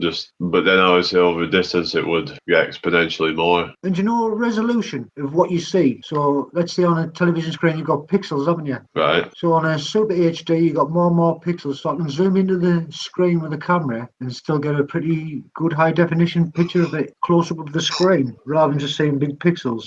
So if I can look at the computer screen, I can see a certain size pixel, and below that I can't see any further. Well, it's something to do with optical zoom versus digital zoom or something. I don't know. Yeah, but that would mean that I have a pixel size. Like I can't go smaller than what my pixels are. Do you know what I mean? The smallest thing I can see in any tiny thing can only get to a certain point and be below that. Yeah, you can only see so much detail because the pixelation will become that good that you it's like me trying to distinguish it from reality. Yeah, so if my eyes are like a normal telly, I'm trying to show you what HD's like through my eyes. I can't show you what HD's like through a normal telly, that sort of thing. So it gets to a point where it's maximum resolution your eye. So if you look at things, they're going to have a ratio, aren't they, of where they shrink to nothing. So like say 8 inches over half a mile vanishes. What do you mean the inverse square law? Is that what it is? I'm just thinking so. of it. I don't know that it's an actual thing. The diminishing in size of distant objects and things. So if I had like a mountain and I put a football field on it and I walked away, eventually I'd still see the mountain, but the football field would disappear or go to a really small square, wouldn't it? Yeah, it's like if you've got a hill with a tower on top of it, you'd see the tower disappear first. Yeah, so someone's saying that there's perspective with the boats going over the horizon where the compression, so you'd see the bottom disappear because that's the smallest part. So that's why it appears to. And also, of course, there's foreground waves that can have an effect as well. But yeah, there's always we can always answer most of the questions. But what happens if this whole world, Jamie, is all like that? Everything, and that's how it's always supposed to be. And we keep trying to prove it. Crazy, isn't it? Because it's like even the concava seem to have some good points as well. It's like Yeah, you're absolutely right. I agree there. Because when you start mixing them all together, it's sort of you can come up with one that has a bit element of that's what Ireland Von Vicious does, but to me that kind of promotes nihilism in a way, and it kind of promotes just kind of making you think you're not special, and that because he might as well believe in the spin, or not a spinning ball, but at least like a ball that's just in the middle of nowhere. But say, what can you compare it to as a contrast against it? Nothing compares to the size of the Earth to compare it to, so it just becomes a perception, doesn't it? Yeah, because you can't tell if something else that's whether it's so far away that you can't tell if it's and some might be the angular size and all that, and it doesn't change, so that must mean it's really far away and it's really big. Well, there could be another explanation for it, like the sun, the moon, it could be projected in somehow or whatever. It's kind of like pointing to a cloud, isn't it, and saying to somebody, how big and far away is that compared to the other ones? Get nearer to it and further away, then you'd be able to kind of have some idea. But you couldn't from the ground, could you? If you just says point up, and how big is that, and how far away is it? But I mean, it's when you see the sun moving across the sky, but I mean, there seems to be kind of conflicting evidence. Some are saying, well, the sun doesn't change size. Some are saying it completely changes size. So I don't know. Well, I seen it going over the other night, and I seen it going down. I think it might have been tonight, and it looked a lot bigger going down than it did when it was at the top. Yeah, I think that has to do with atmospheric lensing. Yeah, but you would get other people who believe in the flat Earth who would just use that as a proof because that happens. Yeah, and it kind of proves how the sunsets are not due to the curvature of the Earth. It's because of magnification effects due to the atmosphere, and that's why sometimes the bottom of buildings are because this is an observable, testable phenomenon. But unfortunately, the same old arguments like the refraction and all that, it's not always something that you can actually prove is actually going on. It's just some conversation convenient excuse that cannot be verified. So it's like when they won't, kind of consider the conflicting information that proves that they're dogmatists. I mean, I'll look at their proofs and it's like, well, if it's refraction, then it has to be distorted in some way. But when you're seeing some like buildings that are miles and miles away, and sometimes when the bottoms are cut off, sometimes they're a lot more magnified. And if anyone should go watch Rob Skiba's video on that. Really great video to explain how how the atmosphere affects light. But then the Globers will have like,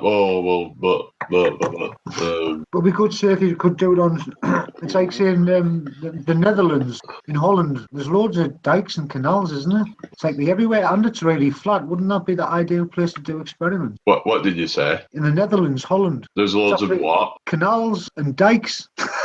Not them sort of dikes, Jamie. Well, actually, you'd have to go to San Francisco for that, and it's too hilly there anyway, so... No offence to anyone in chat around, it's just a joke. But I was on a hangout with Ali B, and he got a picture of the moon up, and I have a picture on my camera of the moon. So you don't think that we ever did go to the moon then? Me? No. But he believes it. Yeah, no, he does. So what would be your way of refuting what he says then? Because of the don't knows, when I asked him about gravity, he doesn't really know, so... Yeah, he just comes up, well, it's, if we're moving at a constant speed, then we're able to kind of... But wouldn't the constant turning throw you off it, though? I don't know. If he believes we're circling around the flat Earth, and if you were stuck on it, wouldn't the... Because, like, when you're turning around and, like, going around the corner, you constantly get thrown off, won't you? I don't know. You would need exactly the same, as far as I could say, you would need exactly the same rules we say don't exist here. If it was a ball, you would need up there somehow. Do you know what I mean? So for me, I kind of see it myself. There hasn't been enough questions answered really in detail. Yeah, because with that, obviously the moon landings, there's obviously a lot of flaws with what people have found with it. Just me personally, Jamie, I find them moon landings just absolutely fucking ridiculous. Yeah, it's beyond belief. In fact, they're that stupid. They made that stupid that you can't say. Well, he believes the moon was like about 3,000 miles up, but the question is, if they did go to the real moon and it was like, the horizon's so close to that moon, must mean they're on a tiny little moon. Well, if that's the case, then it might have been easier to just fake it instead of, because they still would have, obviously, cost them so much because they would have still had to fake certain elements of it. They wouldn't have. How could they have took that lunar lander thing up? Well, if you believe it's only 3,000 miles up, then... But look at it. It's not the actual distance. I'm saying look at the thing that's supposed to fucking get there. How could you have even landed on? If it's constantly moving, then how could you land on it? Well, there's not only that. There's the big blotches on the camera when you get it on Photoshop and bring it up. There's the string. There's the shadow on the ceiling as it takes off. There's all these anomalies. Oh, is that thing with the Earth or something in the background, and now it's like when someone adjusted things in Photoshop, right? And they found there was like a box over it or something. So it was like, obviously it would be pasted in or something, yeah. So why would they even need to... I mean, obviously, maybe they could have been there and then fixed some of it, but the question is, why would they even bother going there in the first place if it's not what we're being told? And they had to obviously fake elements of it. They could have easily just got a set and just filmed it there. They would have had to have faked elements of it anyway, Well, if it's a ball, Jamie, and it's up there and it's a moon, that means if you got on it, gravity would have to pull you to the centre all the way, like we say it doesn't work down here. So therefore... But he'll be like, you don't need gravity, because you could just... Well, you would be upside down compared to us. On top of it or whatever. You'd just be like on top of it, like you sit on like a chair or something. That's what it would be like, or on a bed or whatever. Like that's what it would be like, but it's moving, like a moving vessel or something. I think that's what he thinks of it as, probably. Well, I just don't think it's obtainable. Do you know what I mean? I just don't think it's something you can get to. I mean, if it's moving at how many, like 1,000 miles an hour or whatever it is over the flat plane, then if he believes it's 3,000 miles up and it's circling above us, then that would mean that how would you you land on it, though? I don't It's know. ridiculous. There's no way. It's even Well, more ridiculous than the Ball Earth moon landing to me. but you know when we're trying to figure out the distance and all this away of the moon. Now, Ali showed us a photo he got up on his computer on the Hangout of the picture of the moon from what he had took. Right now, I be P900 and I just took a photograph of a full moon as well, and it was turned slightly. You would literally have to time the landing like before it actually comes by. Yeah. I don't know, you wouldn't risk it, would you? It would just be like.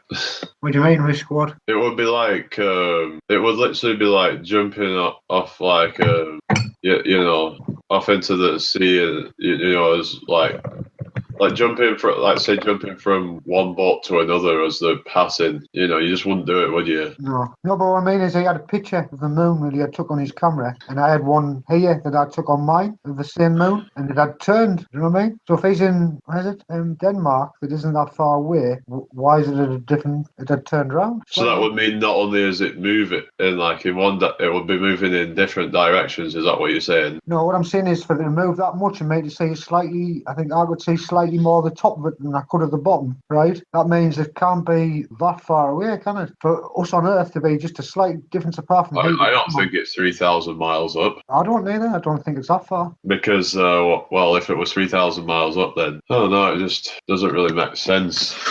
Because the model doesn't make sense of it circling around in a way, because it's like, if you accept that, then obviously it would have to diminish in size as it goes around. But you know the sun tracking thing, do you see the point of that? Because I know the sun goes up and down every day, doesn't it? Never changes. So what they're trying to find out? Like the angle of where it passes or something. I don't really get it. To me, it's just, find out anomalies, but that's all you can really do. Do you think the moon's interesting though? Because there's times when it disappears, so... Yeah, that's like, some people believe in, black sun, whatever, coming past it or whatever, and I mean, that's kind of seems like a decent enough explanation. Who's to say it has to be the Earth that's coming past it? I mean, not coming past it, I mean, as in, like, that's casting a shadow. There could be something else blocking it. Well, you don't know, do you? You don't know what darkness is, whether that's produced as well. Because if a blind man has no concept of darkness, do you know what I mean? Well, isn't darkness just the absence of light? No, I know you say that, but no, it's not really. That's possible. Because if you have too much light, you can't see colour, you can't see anything. If you have too much darkness, you can't see anything. You need both. They both need to exist together to see anything. It's kind of like when it gets so hot and so cold, they almost feel the same. Yeah, so how do you know which one's which? If you're getting something from the sun and it's travelling that distance, how do you actually know that that's same? I know it could make the temperature go up on the thermometer. What if the temperature, does that sound correct? What if the temperature went up that high that it went back down to 0 Kelvin?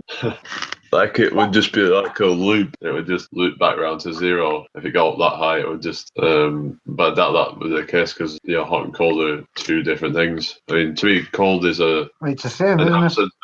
You don't think? Hot and cold's the same thing. It's a measurement, isn't it, of temperature? The absence of heat, I think of it as, I don't know. I mean, Eternal Padawan seems to think that, duality is like the deception or whatever. It's the... Well, how? It's like, ask us. If I know it, then you should be able to pose on what's not a duality. You know what I mean? Because if I can't explain it, that means I don't know it. And if I was saying to him, maybe, what if you can't have duality without oneness? But it's oneness of what? Dualities. Well, that'd be like the paradox, wouldn't it? Yeah. Everything has to exist, doesn't it? Everything. That's the lesson, isn't it? Everything should exist. Right. Like even the fly has a right to live, doesn't it? Yeah, I mean, because if it didn't have a right to live, then nobody would, enjoy all the slap bass sounds. Flea.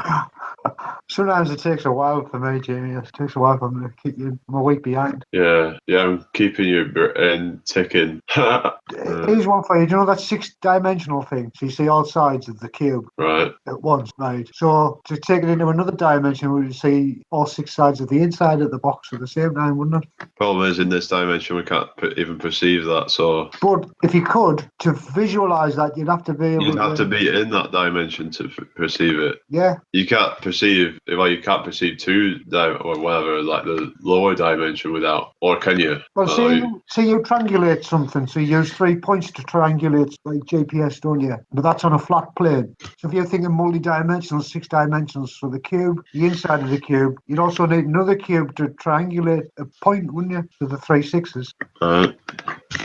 So maybe that's got something to do with it. Because Right. if the universe is stacked like a wall, we build a wall. That's in our conscious. All the stuff we build around us is walls. So in that same interlocking manner. So maybe the universe is a square that interlocks like that and all offset. Right. And they just keep expanding out into different possibilities, because the ones that destroy us then destroy, but then we flip straight over to the next one that didn't get destroyed. So there's always a backup. You know, like Right. if you kill a few plants, there'll be some more that'll hold the genetic information and keep it going. That sort of thing. It'll always spread with the wind and take it a little bit further. So you can't totally destroy it. What? Because if you try and destroy part of it, like the remaining bit, will You'll flip be over straight stronger into it. on it. Yeah, it's the same way your mind will want to believe something that's going to find you the way you're going to live. So if you have imminent threat of death from media, you're going to want the government because they're the ones that's most likely to save you. Do you know what I mean? Yeah. So you'll tend to go, it'll feel more comfortable going with them because, on our own, we're powerless. That sort of mentality. Yeah, because the religions couldn't have enough sway, so then that obviously We chose dividing. Well, what they're doing is putting the fear of death in people like in a different way, like about fear of God more than anything really. Like, Well, it kind of makes you selfish, doesn't it? For yourself, so you fear for yourself, so you start acting good because you fear for yourself. So it's still selfish, isn't it? Rather than doing good because you feel good about it, you do good because the book tells you to do good. Where if you didn't ever look at the book, you'd be doing good because it makes you feel good. right. Because in everything that we do for a feeling. If you have money, it's for a feeling. If you spend the money, it's for a feeling. Right. So you can cut the middleman out and just have the feeling, couldn't you? Yeah. You can rewire your mind to accept things and for it to do that. Yeah, because you'd be more happy because you don't have to worry about Well, it is. the middleman. Well, it is. It's that sort of the less you have, the happier you are, the more you have. Or because you get rid of the things that you don't need. Yeah, they're the things that make you unhappy. So when they're gone, it's like having more. It's like that C6 Steve song. Have you heard of C6 Steve? No, well, I've heard of the guy, but I'm not. Yeah, he's got a song that's called what is it? Started out with nothing, still got most of it left. You know what I mean? And that's the way you should be thinking, really. Yeah, but I do think that we should always strive for more. I mean, yeah, we can be happy with what we got, but always, try and, don't just, rest on your laurels and just, stick with what you got. You've got to try and move forward. No, so what I mean is, like, you only take what you need, so you only need to do that. But the things other than that, you just create stuff. That's all you have to do. And if it makes you happy, you give it to somebody because you can create another one. And yeah, you just like create a replica or something. Yeah, you just make stuff, don't you? If you're happy with stuff, or you do something for somebody, if that's what you're good at. If you like kids and they need to go and make something, you can watch the kids, that sort of thing, and we all get joy out of it. Because when you're talking about making stuff as a hobby, like what's his name? Who was in the chat with us? On a bit of a thing with him. What, Arwen? Yeah, he enjoys making stuff out of gold. You know what I mean? So when he's messing about with gold, that's pleasure in itself. You don't have to be selling it to make money. You just need to be enjoying it, isn't it? Because it's a feeling of enjoyment. So once you can master how to make yourself feel like that without getting upset, but you still know what that state of upsetness exists, so you know that you're happy not feeling it. Sort of like the dualism thing again. Yeah. So I'm going to be probably finishing this shortly because I didn't even intend on going on after 2 really, but it's interesting topics again. But we can carry it on this tomorrow, can't we? Yeah. If you come up with anything else to add to it, then that'd be great. And I just like food for thought, isn't it? Yeah, I was just going to say that I like exercising the mind, just build scenarios and try and think your way out of them. So when you go on about the serious stuff, I've finished with all that now. I've got nothing else to prove to myself, so I'll stay. But when you're just not busy, I don't mind jumping in and on a bit philosophy and stuff like that. Yeah. Anyway.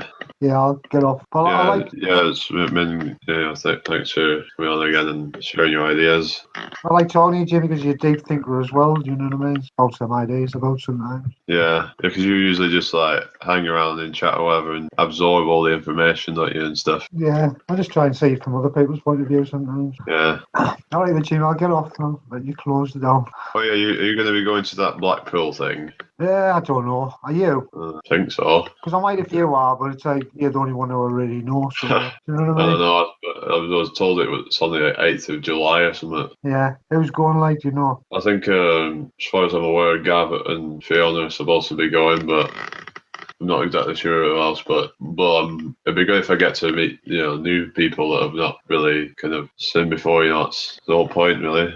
Yeah. But yeah. How do you all recognise each other though? Yeah, it's going to be like a bit different, isn't it? Finally get to like actually meet someone in real life who's actually a convert.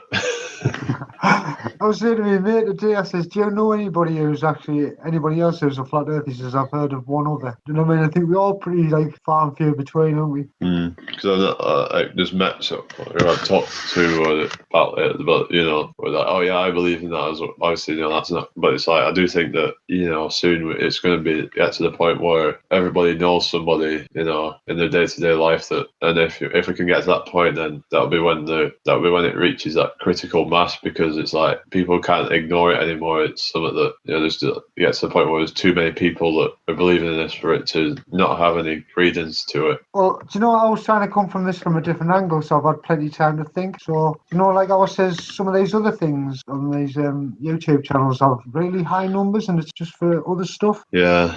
So I make stuff. So what I was going to do maybe is set a channel up making stuff. So that's in the title. But my symbol here, flat earth, still water, as above, so below. As I start to make the stuff, I'll just say, yes, I am a flat earth believer, just in case you're wondering about the thing. And really go on about the stuff I'm making. But just tell them to research it, because that's what I do believe. And like just leave it at that. Right. And I might get more viewers for the things that I'm making. And they just get them a little wonder. Like, I'm not a madman. I'm showing you something really good here. And you might take more notice of us and research it if I'm approaching it that way. Yeah, they're going to have to try harder than this with the dislikes. I mean, yeah. But, yeah, it was weird that time with the 400 odd dislikes. Well, have you got a lot now, have you? No, I've only got 19, but I assume because of likes to dislikes, it doesn't look very good, does it? But, they're going to have to try something a bit harder than that. They're going to they should actually, instead of, pressing the thumb down, they should actually have been able to shut us all down by now. So do you not find it a little bit comical though, Jamie? Thumbs down. Yeah, I do. It's just ridiculous. They'll come on to, it's like you walking down the street having a conversation with somebody just stopping and having a little listen, and then coming over and telling you that you're wrong. You know what I mean? Like, wouldn't you just walk straight on past if you didn't agree? Yeah, exactly. You just ignore it, wouldn't you? You just move on. And I find it comical that there must be like a group that comes on and just definitely gives you the thumbs down. You know what I mean? Yeah. What was you going to say there? No, that was agree. Just. Yeah. It's like when somebody writes in chat, "I don't give a shit." Now, if you make that statement, you don't give a shit enough to type it. It's when you just ignore it. Right.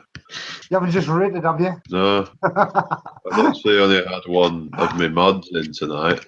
Owen. All right. I was having a little argument with him. Did you say? I think I saw a bit. Yeah, and as long as it doesn't get out of hand, then. Well, all I was saying was, shall I tell you about it or not? You're not really interested. Not really. I'm not interested in these petty things. I can talk about it tomorrow a bit, but I'm going to be finishing up in a minute. So. Yeah, it wasn't a petty thing. It was just. Yeah, I mean, but if it. Oh, it never gets like that. I'll just make a point, Jamie. If it's like something important, then It's just to make people look at themselves and what they're saying sometimes. That's there's something to kind of. Yeah. If the conversation gets a bit kind of boring, then can bring that into. I wouldn't say. I'm just not very good at typing stuff sometimes, so I find it hard. You know what I mean? It's like I'm sitting there going, because I can't get it in quick enough, or I can't spell to save my life, so it shows. You know what I mean? It's like when I try and say certain things. Right, I'll get off and let you go then, Jamie. Well,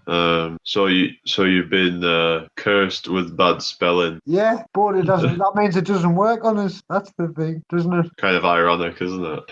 Yeah. Yeah. Anyway. Okay, then, Jamie. See you later. Yeah. Night. Yeah, night. Yeah. So guys, enjoy that. I'm going to be back on tomorrow night. So usual time, 7 p.m. I think.